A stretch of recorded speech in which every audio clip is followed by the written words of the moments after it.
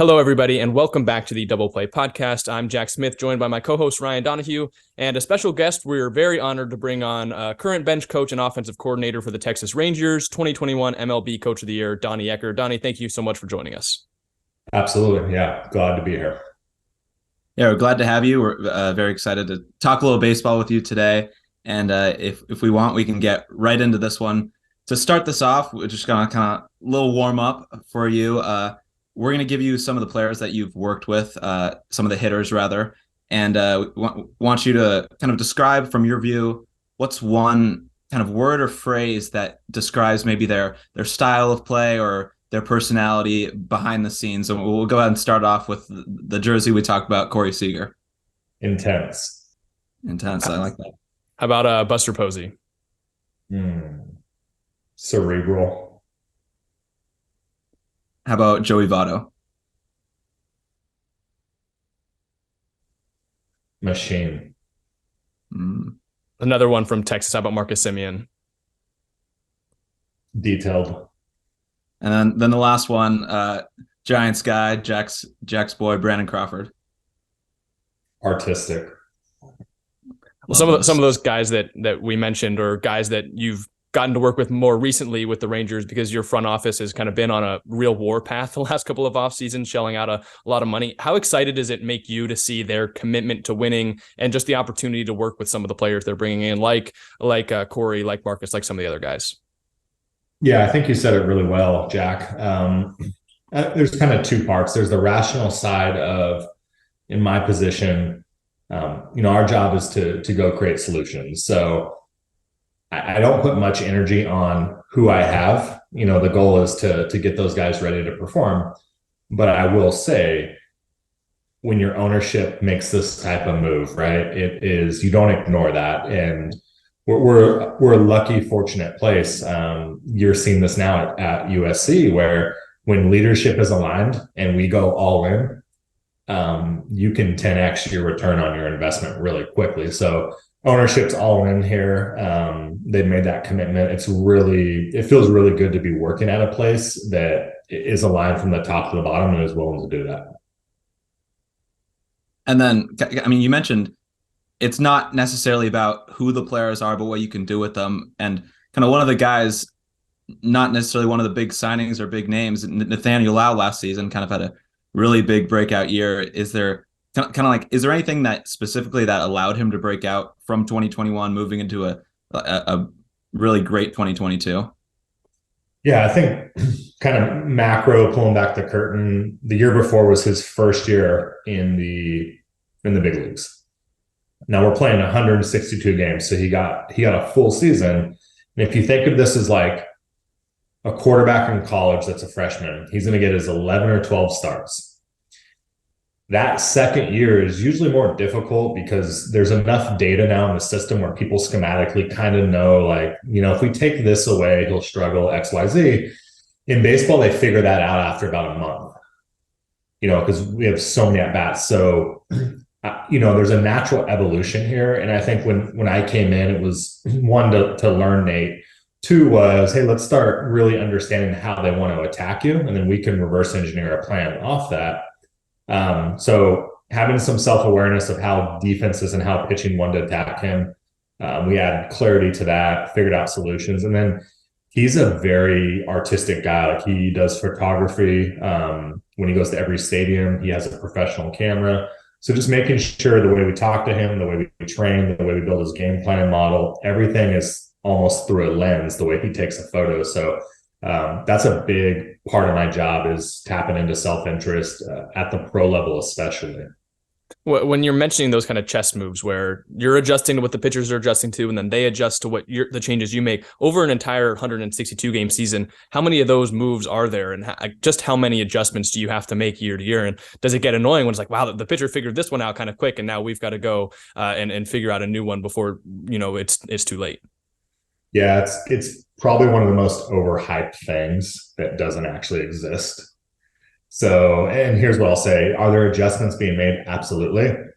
But in the large sample of it, 90%, 95% of each player's success is going to happen in similar general areas.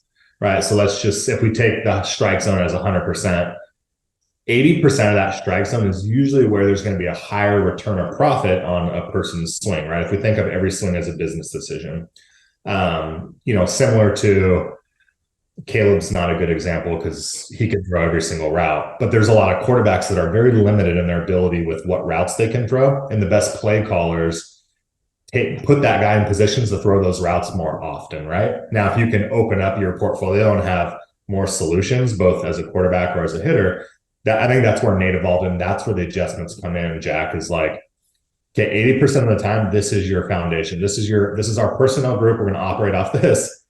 Okay, now we're adding in some probabilistic thinking. He's able to sit on breaking balls in first pitch counts. Okay, he's able to sit on breaking balls with runners in scoring position. I think that's one thing you saw this year is he was a top 5 hitter on breaking balls with runners in scoring position. And a lot of that comes from obviously analytics and probabilistic thinking and then training it. So, and you mentioned there's kind of most of your success comes from the one area. So then maybe in BP before a game or when you're training, are you kind of focusing on getting as good as you can at that? Or are you maybe focusing on what maybe you struggle with a little bit more and try and, okay, we already know you do this well. Let's try and do this well as well too. Yeah, it's a fabulous question. Think of it as, let's say they're usually starting to walk in the cage around 2:00 for a 7:00 game. So think of like, our goal is to go wide to narrow with everything, the off season, our days, micro to macro, wide to narrow. So at 2:00, we are building skill. So it's about technical, evolving and advancing our technique. So, hey man, like let's come in, let's work on moving better. Let's work on your bat path. We're priming the body to move fast. And then as 2:00, 3:00 is shaping technique. They usually bounce. They'll come back. They have BP at a certain time. Let me get my charger in here. They'll have BP at a certain time around 5:00. Then we have our game plan meeting like 5:30. After game planning meeting is when we kind of shift and we start narrowing the gap. And now we're thinking about, okay, we're facing Garrett Cole. He's got 22 inches of carry. He's got 4 inches of cut. Now we start focusing on what's our eye discipline tonight. And you think of what are the best, why is Lincoln Riley so good? Why is Kyle Shanahan so good? They're so good because they create complexity underneath the most simple structures, but they do it with motions and formation. So, it's called window dressing. So pitchers are doing the same exact thing. We're trying to have eye discipline so we don't get caught in emotion and we create a big play, right? So much of what I do does come from football, at least the way I think. But wide to narrow, we want to get to the point where after the game plan meeting, when they're kind of gearing up for the game, now we're replicating the exact shapes and metrics at like 6:15, 6:30, and they're locking in and they're owning their game plan. So the last thing they do is really like transferability to the game. Now, you mentioned players getting there around 2:00. I read an article that you get there much earlier, especially for the night games. So I was just wondering, because I think most people tend to, not exactly know what a bench coach does. I think it's less of a described position than, say, manager or pitching coach or something like that. What is your day-to-day when you're working with the Rangers in that position? Can you kind of like walk us through some of the more daily habits that you have when you get into the facility? Yeah, sure. I'm usually there anywhere from like 8:00 to 9:00 for a 7:00 game. And that first hour and a half is really just selfishly like me. I get my workout in and I do the same thing every day, but I get my workout in. I make a iced coffee that I put protein vanilla in. So it's kind of like my vanilla latte without sugar. And then I go and I do a quick review. Once again, wide to narrow. I do a quick review of last night and I kind of check our peripherals. And all those are is kind of like, what are our KPIs and our North Stars that we want to make sure we're staying on top of, right? So our chase rates, our walk rates, did we control home plate? Home plate for us, we call it the line of scrimmage, and we have to own that every single night. So I just do a scan of like, objectively, what did we actually do? Now that it's the next day, there's no more emotion. What did we actually do peripherally? And then I just kind of have that in my mind. And then I shift to game planning for the starting pitcher that night. That typically will take anywhere from 2 to 3 hours to really build a plan. And a part of that is creating the video and creating the graphic designs of how we want to illustrate that in the game plan meeting. But I'll spend 2 or 3 hours on the game plan. and then I'll scrub that, and then I'll break it down individually. So wide to narrow, what does he like to do? Where's he having a success? Okay, what can we take away? And then how individually do I think it would be best for each guy to do that? So, that gets me to like noon, 1 o'clock, and I usually grab a quick bite, and then players are starting to come in. And I just want to be mindful that when players are in the building, my face is not stuck in a computer. So that's why it's very important for me to get to the field early, go into the deep end, do the complex work, bring it up to the surface. So it's really simple by the time they get there. And everything matters, the touch points, the experiences they have. So all information is up. We create touch points on TVs, on walls. Everything in that building is showing the game plan that day. So it's a way to create more repetitions. And then the guys start coming in, and then it's when the cage is getting going, then I shift my focus to the other team's opposing pitchers, the bullpen, how are they going to be managed? What was their usage? And I just start building a game plan for how we may pinch hit, what their manager may do. It's more the strategic side of making sure now that I'm supporting Bruce Bochy and the decisions he has to make. And that kind of takes me all the way to 5 o'clock, and I run the game plan meeting, and then we do another walkthrough. So as a hitting department, I'll sit down with my 2 assistants. We'll walk through. Here's what three things. Well, here's what we expect to happen tonight. Let's make sure we're ready for it.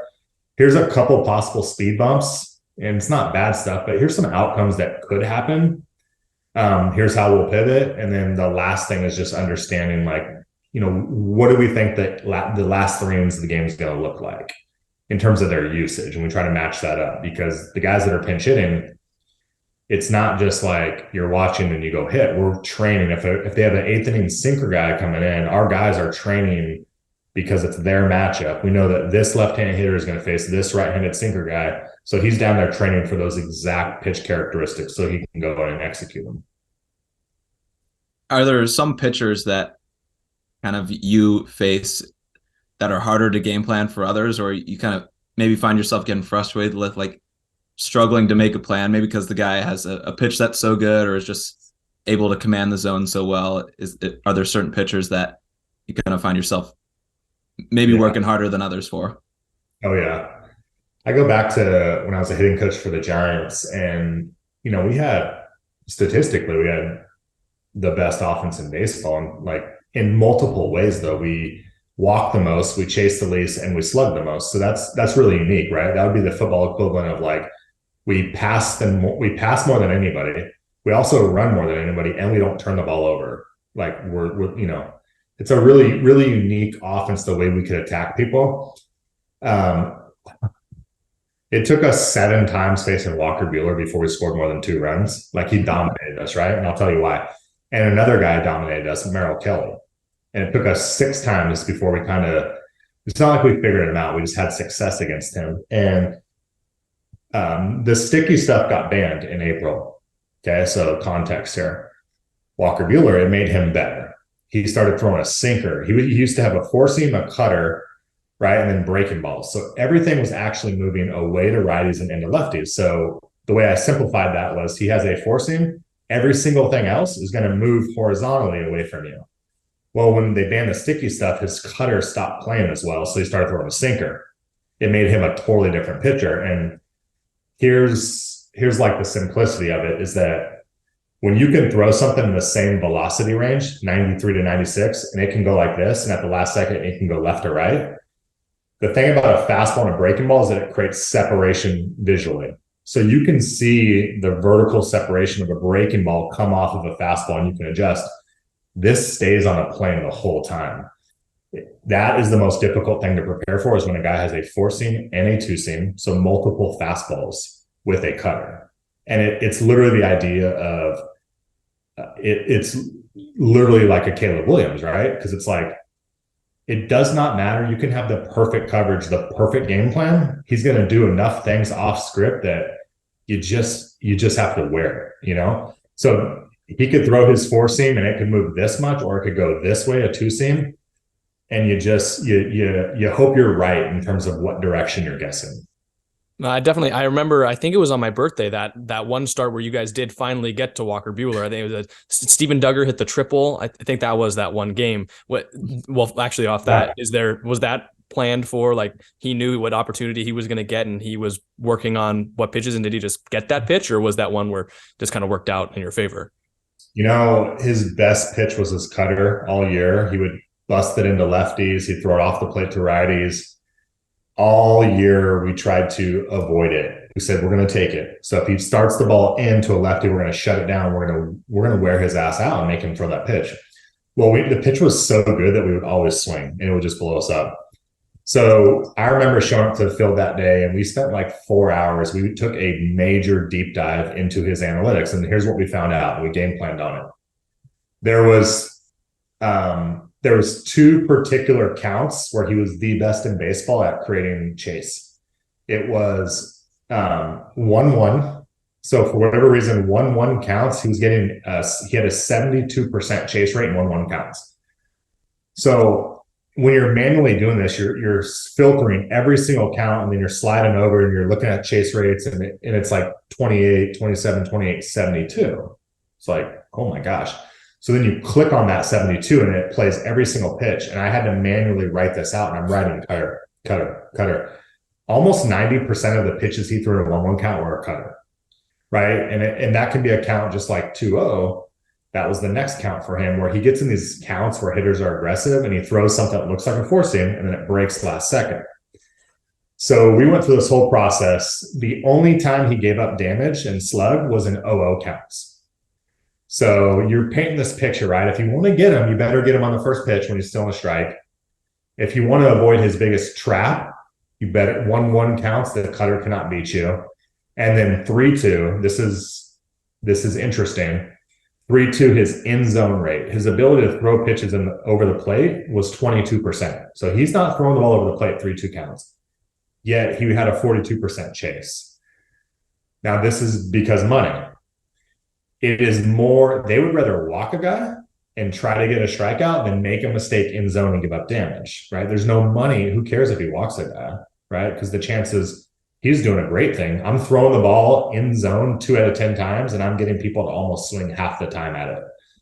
So we sat there and we're like, we have no idea if this is going to work. That game was a massive game, if you remember. Mm-hmm. We're 1 game ahead of them, and that was in early September. It was our last series against them. So those are head-to-head matchups. Duggar had that. If you remember, Duggar hits the cutter, Craw hits a 0-0 double down the line. It gets us the lead. So the game plan was slug 0-0. We're going to go. Like, we're going to be aggressive. We're taking our shots. Who cares? We're looking to hammer 0-0. We're going to shrink the zone as small as we can on 1-1, and we're going to take all night on 3-2 counts. So we had 3 doubles and 0-0 counts. We chased 1 pitch in a 1-1 count, and we walked 3 times by literally, nobody would know this until now, but we were auto taking. We just took our chances. He threw 3 times. So you go back and watch that game, and it's fun to like look at. And the announcers, I remember the announcers like, that's a great take. And he doesn't know that we were just taking the pitch. That's awesome. So yeah, we got it. I think we got him for like 5 or 6 runs and knocked him out in the second inning. And then I think he kind of dominated us in the playoffs again. Mm-hmm. I mean, yeah, that was fun to watch all year, because Jack and I were talking about it. The 2021 Giants were just so improbable. You guys just kept winning. I was like, oh, it's going to slow down. It's going to slow down. It's just, they never did. 107 games or whatever. So how kind of magical was that season to watch on the inside? And was it almost as much of a shock to you as it was to us almost? Or was it like, we know these guys can do what they're doing, and they just went out and did it because of the game plan? Or yeah. We didn't know how good we were until about June, to be honest, because the team had very little expectations externally. Internally, the key to that whole team was Buster Posey. He's a unique competitor that connects people and holds people accountable in a healthy way. So we just, as cliche as it sounds, like we were obsessed with our preparation and we're going to go let it rip during the game. Trust our game plan, go let it rip. And we just kind of did that. You go through April and you're like, hey man, we're like, 15-10, pretty good. Then you go through May and you do it again. It's like, I remember we got swept by the Dodgers at home the first series in April, and the sticky stuff, and it was crazy. And we had a very ball control offense, right? We swung, we didn't swing that much. We walked a ton, we'd wear you out, and then we'd catch mistakes and we'd damage you. We pivoted our offensive approach against the Dodgers the rest of the season because what the Dodgers did, they were our antidote, right? They didn't walk people, and their pitches behaved at a higher quality than anybody else. So their fastball characteristics, all their pitches perform better. So when the Dodgers faced us, they said, well, what do the Giants do? What are they trying to do to you? Well, we're trying to take pitches that are out of the zone so we can walk and create traffic and create scoring opportunities. So the Dodgers said, well, we're not going to waste our time throwing out of the zone. We're going to throw our best stuff in the zone and see if you can hit it. And we got into 0-2 counts all night long in that series, and they beat our ass. So we coined it. I'm sitting there and I'm just pissed. Like this, we can't play our normal offense against the Dodgers, right? Because they counter it really well. So we're sitting there and it's like, we're going to call it the fast break offense. And we play them about 3 weeks, a month later. And the whole idea was like, we have to operate. Our offense was at its best when we were swinging between 40 and 46% of the time. So pretty selective. We coined it like, hey, it's fast break offense. We're going to try to swing 80% of the time. We're going to ambush them early. We're going to go. Now, we never swung 80% of the time, but it was a mentality that when we faced the Dodgers, we had to beat them in the zone. We were never going to look up and say, hey, we drew 6 walks against the Dodgers. And this, like, they would not let it happen. They were so disciplined with it. So we went back to LA 3 weeks later. We scored 5 runs in the first off Urias, 4 runs off Bauer. Like, we swept them at home, and like everything kind of changed off that. And we got to June and we're still doing the same thing, winning 15, 20 games a month. And, believe it or not, you almost earn the right to know like, hey man, we can play with everybody. And then it just kind of took off. But I'll say Buster Posey with 2 weeks left in the season, right before the game, he kind of had the same routine. We were right next to each other, and he goes, I've never experienced anything like this. I'm looking at him like he's won 3 World Series, right? He's going to be a Hall of Famer. I'm like, what do you mean? He's like, this is incredible. He's like, this is exhausting and I love it. And I'm like, tell me, like, what are you talking about? He's like, I've looked at that scoreboard out there in the standings for 2 months now, and we've never had more than 2-game advantage up or down than the Dodgers. We played the last 67 games with the division within 2 games. So every single night, it felt like a must win. And so for Buster Posey to say that, I don't have perspective. I was in my 3rd year in the big leagues. And to me, Buster's 3 World Series, Rookie of the Year, Hall of Fame, MVP. And he's like, I've never experienced anything like this. So I have that in the back of my head of how unique that was. And it was really cool that we got to finish it at home and win that division. I don't think Ryan gave you enough credit. He's a Dodgers fan, so he didn't want to believe that you guys could beat them for the division. But I was a little bit more of a believer when it came down to, because you guys were all the way down to the wire. The last game of the season, it was a win and you win the division. Can you take us through what happened in game 162? And I'm curious if you take any credit for Logan Webb's home run. Are you teaching the pitchers the same way to hit as everyone else? Not at all, man. Logan can hit, and he loves it, and he trains. He practiced a lot for that moment, which is cool. But I think the last game of the year was business as usual. Like, we showed up.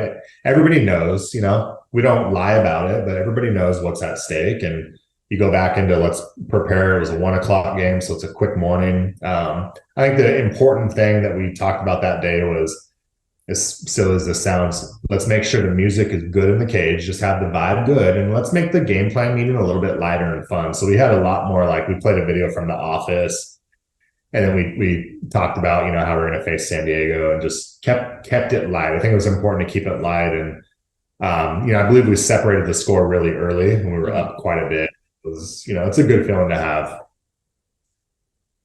Kind of one thing that you mentioned for me was, you talk about, we know it's so close in the division. You're always feeling like it's a must win.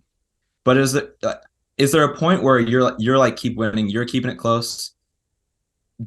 How big of a factor is momentum in that? And kind of as you keep winning, and even as the whole season went on, when you're still in first place, July, August, is there like, we can do this? Like, how big is confidence and momentum just like throughout a season, and then even through ups and downs? Like, when you're hitting well, it feels like, we always hear the guy thinks the ball is a beach ball. So like, is that a real thing? Like when guys are hot, they just can't be stopped, and conversely with the lows as well. Yeah, I mean, it is, right? There's a flow state, a feeling that these guys get into, and it's really important when they're in it that you really understand that, and you almost try to like give them space, like let them ride it out a little bit, the confidence, it's a word that's thrown around a lot. I think it's a dangerous word that's misused. It's kind of been hijacked. Like, the way I think about confidence is you can be confident in this moment and not be confident in this next moment, and that's okay. But I think what happens is there's some filters to confidence that I believe in, which is like, do I know what to do? Do I know how to do it? And there's a couple more pieces, like, am I capable of doing it? And then that last thing is like, have I done this before? And so when you go, what we have to do, how to do it. That team evolved into like, man, we're capable of doing this because we showed it. And then when you keep doing it over and over, right? Like the first time you run a 2-minute drill in college or the NFL, like you're probably not as good and not as confident with yourself as like the 10th time or when Tom Brady does it now, right?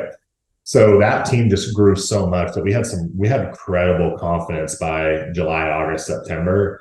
And momentum was real, but it really felt like you were in the playoffs and you were must win. I mean, early August. And you know what? I remember talking to Robert Von Scoyoc, the Dodgers hitting coach, because you're not worried about what other people are thinking. But I remember him telling me, a year later, he's like, every day we just looked up and was like, God, they won't lose. And he goes, it exhausted us, which was really interesting, to like think about. Everyone says like, don't watch the scoreboard, don't do that. Like, no, everybody does. It's okay. Like that's the truth, right? Like some games we can say like this game's not any bigger than the other. Like, well, yeah, like it is.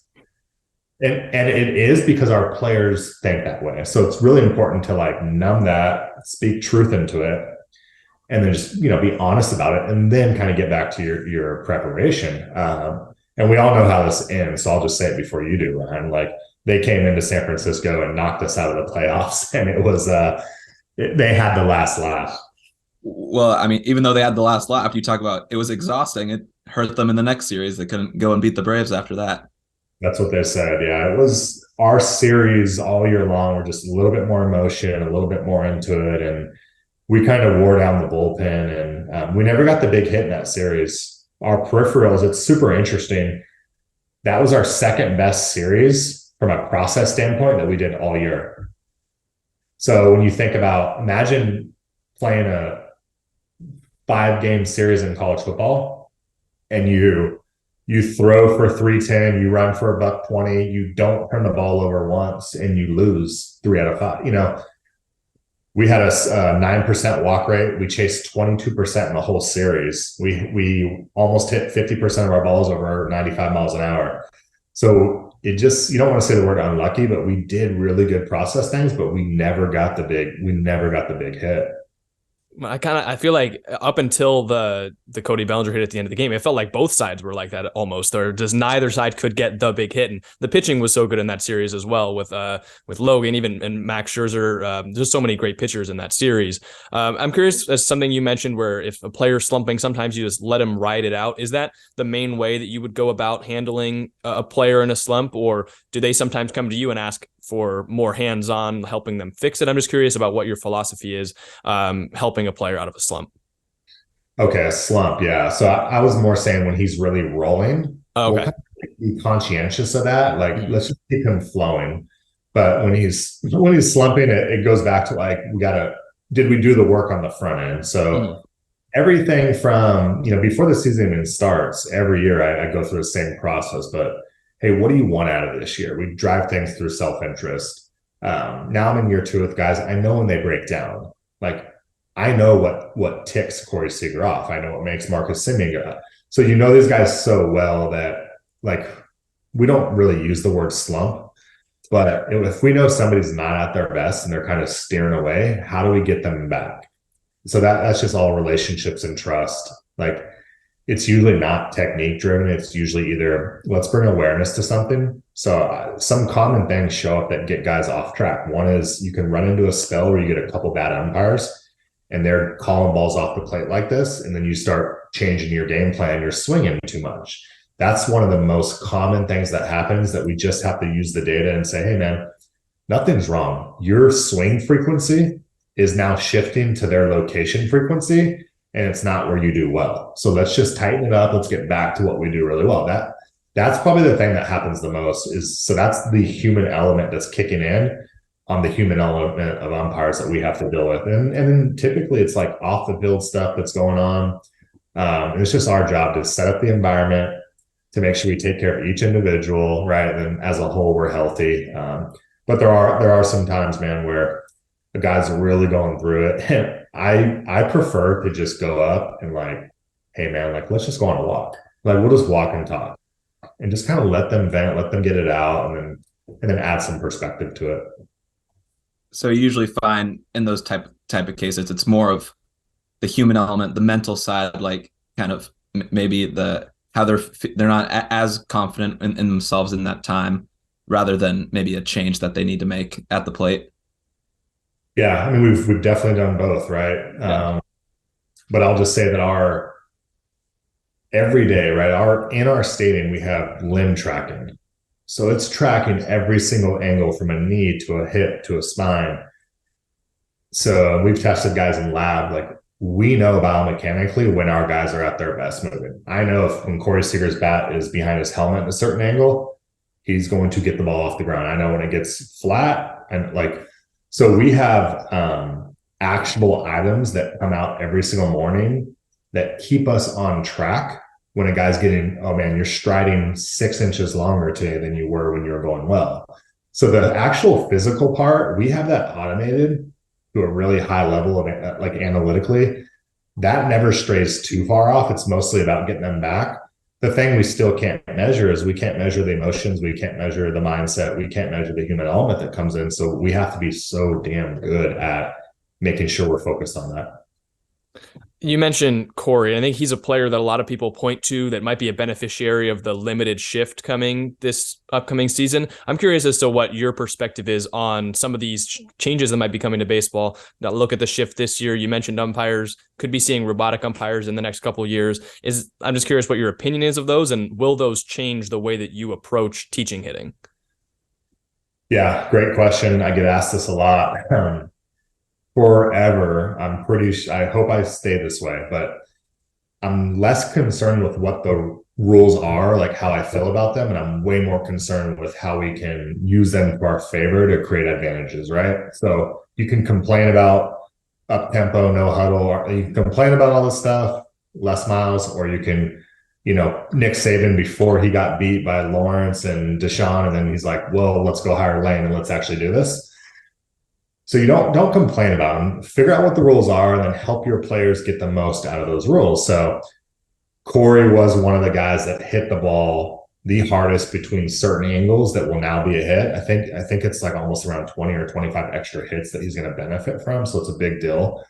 Yeah, we're thinking about all of that. We're thinking about automated strike zone. We're thinking about the bases being bigger. How does that change our leadoffs, the pitch clock?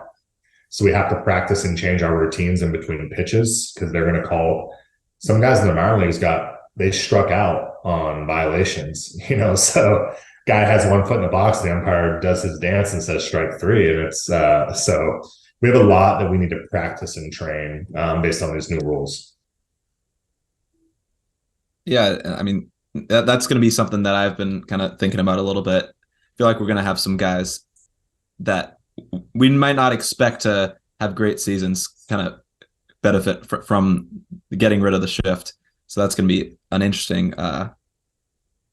development this season. And kind of what you mentioned all these analytics guy. You sound like a very big analytic database guy. What's kind of, how does that kind of change all your approaches teaching hitting and teaching guys? Are all guys kind of adopting the analytics, or are some guys a little bit more old school, kind of struggle and like I'm trying to word this here, but Yeah, no, I know what you're saying. I'll help you. Um, Everybody's connected to different things, right? It's just back to learning styles and human beings. So as much as I'm driven analytically, it's just been so overcooked. Are you going to be more efficient in the grocery store if you write a list before you go in or without a list? Like that's analytics to me. Like, am I a better coach when I know exactly what they do well, what they don't do well? Like, yeah. So it's funny to see the people that get over emotional and they create this divide between old school and new school. It's like, dude, what does that even mean? How about, are you a better coach if you have objective information than with you are? Like it makes you very responsible. The best coaches in the world that I'm seeing right now, they can take objective information, they can stick it in their back pocket, and they can blend it and know how to disperse it to each individual based on their learning style. So that's what I try to do. And it's just back to, you think about the work you do in the beginning, which is, hey man, like, what do you want for this season? You just ask them that. Nobody says, I want to be average, I want to strike out a lot. Like nobody says that. They usually they're going for it. Okay, then let's build a plan for that. Some guys like Brandon Crawford, he was an entire swing change. So we had to be a little bit more tech driven to show him objectively how he's going to create more force if we do this with his back kip or this with his bat. Right. And it was when players see that and you're not guessing on them. Do you know, like that creates such a level of trust that they appreciate. And then that's just the beginning. Now the human element of actually the art of how we're going to like transform these skills and how we're going to work on this and connect to that. Now it kicks in. So my overall just like principle with that is, am I better if I have more resources in my back pocket than if I don't? Absolutely. Like the more things I can pull out based on who needs what, I feel like I'm able to serve people better.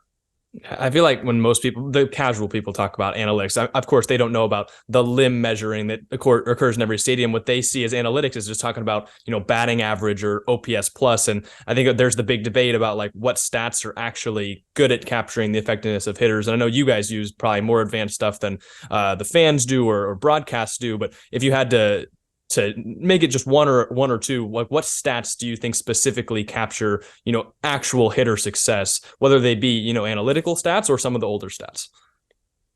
Yeah, my favorite one as an offense is runs scored. Right? It's 100% analytically. We've still never seen a team lose if they have more runs. Yeah. Or more points. Yet to see it. So my last two interviews for my last two jobs, they've asked me to like do this big presentation on what's my favorite metric. And I literally put one slide up. It's like run scored. That's the goal, right? The goal is to put the ball in the end zone. The goal is to score. So as far as offensively, I love expected WOBA. So expected WOBA, some of those numbers, because they're telling you how hard you're hitting the ball, what angles you're hitting the ball at, what you're swinging at, what you're not swinging at. It kind of gives you a whole overall picture of the overall profile. So I really love that number. I think a more strict number, OPS, really tells you the value of a hitter. And so then you get a little bit of like Billy Bean, old school, like does he get on base? Then you get slugging, you kind of combine that. You have on base plus slugging. The best hitters, you look up and their OPS is 750 to 900, and those are the guys that walk a ton and they slug a ton. And it's as simple as that. And a lot of people that we put on a pedestal, and it's like, oh my God, it's like Brandon Sosna. We were talking about this. Did you ever have a chance to meet Brandon? I haven't. No, I did not. Brandon's on Mount Rushmore at USC, right? For like going and getting Lincoln and all that. And it's like, I wish they would know that he's one of the most analytically driven and responsible human beings like ever in our field. And it's like, if you knew the algorithms he built that determined that he should hire Luke Fickell in Cincinnati, it's like, would you feel the same about him if you knew that? But it's like behind the scenes, these top decision makers that are especially, your guys' age to mine, these guys aren't guessing. These guys they're walking into a room and they already have like, hey, like, 82% of the time you created this cells, or like Q1, you did this. And they just have that. It just adds a layer of responsibility. And it's kind of a hope for mine of sports and is, if something comes out of our mouth, we have to own that, it has to mean something. So I tell our whole department that our 8 hitting coaches, we're not going to be an environment that just says like, this guy's elite at that. Well, no, like time out. Like, what does that mean? Like, he's an elite hitter, but he's striking out 45% A ball. Like those. So we just try to add a really high layer of responsibility for doing your homework on that. I would say to all the people in our comment section who would say, why are you using these advanced stats you have right now, and an award-winning MLB coach telling you that that's the way that things are trending, and the way that you're not guessing. You talk about Billy Beane. Are you a Moneyball fan? Do you like other baseball movies? Like, what's your favorite one? I love things that stood the test of time. So as much as if you're in the chat talking about the Nine New School or something, like what stood the test of time is people that are able to use information to empower their decisions, right? So Billy Beane, what stood the test of time is it's really freaking valuable to get to first base. Like you get to first base, you go to second, third, home, you score, right? So they identified this a long time ago. There's value in creating scoring opportunities, right? Now getting to home plate is different. It's like the way we think about quarterbacks. There are guys that are good between the 20s. And there are guys, when they get in the red zone, they're just difference makers, right? Caleb Williams, difference maker. Like you're not going to kick many field goals, but there's a lot of quarterbacks, Alex Smith, like some of those guys, they're good between the 20s and the game shrinks. So you're trying to do both. Houston Astros, they are so good between the 20s. They're so good at getting guys at first base, and they are also elite at getting the ball in the end zone, right? They're so versatile. And that goes from what they acquire to what they scout and how they develop. They're so aligned with all those three systems. Is there a player kind of past or present that you see that kind of does something so well and you're like, oh, I wish I had the chance to work with that player, and kind of why a certain player and kind of what they did so well that you like? Probably Barry Bonds. Because there's not many hitters where I look back generations and I think, oh, he could hit in today's game. It's a very unpopular take, but right now we love comparing. Like Pete Rose would have hit 450 in today's game, and it's like the average fastball was 90 miles an hour. And all you have to do is ask the guys that are playing right now and ask the guys that played like 10 years ago, and they come and they say the same thing. They're like, oh my God, every single person is throwing 97 to 100, right? So I don't like comparing, because Pete Rose would have had today's resources to prepare himself and to train himself, right? So who knows what he could do. But Barry Bonds is the guy for me. His power, his quality of his bat path, the way he moved. I just think Barry could play right now. If he's back in his prime right now, and he would be one of those top hitters in the game by far. He can hit breaking balls. Like he'll walk. He's the perfect player in today's game. Well, I mean, lucky for you, you get to work with a different San Francisco legend, Bruce Bochy, obviously taking over as the manager of the Rangers. How has that been so far? And just overall, what are you looking for working with him that you guys need to do to be successful in 2023? Yeah, wisdom, right? I mean, I went and bought a notebook just for him. So anything he says, I just want it in a separate notebook. So there's an age of information where we're so good at consuming information that we're like confusing wisdom with intelligence. What Bochy has is wisdom, which is he's consumed information, but he knows how to use it and when to use it. And that's been a treat, man. Like just a lot of the stuff he says, I can't get in a computer. So it's been a treat. He's been there. He's done that. Just really looking forward to learning from him. And kind of how much of the preparation that you're doing now will impact your success going forward? And do you attribute maybe a successful season more to how you execute during the season, or is it a lot of what's going on behind the scenes? Like while fans are in the off season, you're still working, kind of preparing for this upcoming season. Where do you think success comes from? How do you be successful in such a long season, 162 games? Yeah, I mean, every day you're trying to be as competitive as you can in terms of, outfit a competitive team, build a competitive game plan, and then just go play it. It's such a long season that you truly do just need to take it day by day. We know that this is like everybody else, right? It's about winning the World Series.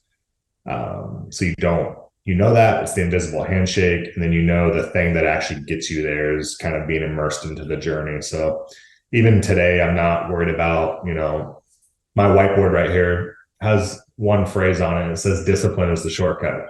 It's like, even that tells me I can't be day one of spring training right now. Today I have 2 player plans that I need to work on, and that's what I need to do to be the best I can be for the guys. So it's being present and just being locked in that day, making sure you're able to help guys, and just the scoreboard takes care of itself. Yeah, well, we wish you luck in 2023. It's been really great to get to learn some of this stuff, whether it's learning some history from the Giants-Dodgers rivalry or just the philosophy about hitting. I think we're going to enjoy it. Of course, people that listen are really going to enjoy it, and we're really thankful that you were able to come on. Cool, man. Appreciate you guys. Yeah, of course. Thank you so much.